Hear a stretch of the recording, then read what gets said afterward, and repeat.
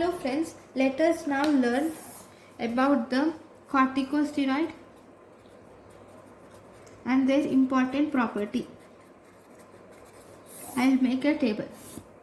Okay, so maximum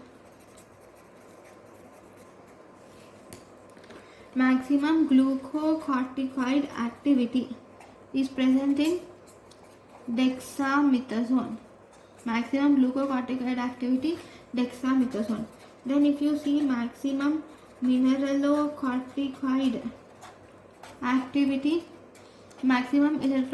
activity, is seen in aldosterone. Then glucocorticoid with maximum mineralocorticoid activity. Glucocorticoid with maximum mineralocorticoid activity is hydrocortisone. Glucocorticoid with maximum mineralocorticoid activity is hydrocortisone. Least potent glucocorticoid. What is least potent glucocorticoid? Least potent glucocorticoid is cortisone. Okay. What is most potent glucocorticoid? Most potent glucocorticoid is beta-methazone. Then what is the selective mineralocorticoid action? That is selective mineralocorticoid action is zero glucocorticoid action. Selective mineralocorticoid action meaning zero glucocorticoid action is DOCA. Then which drug has selective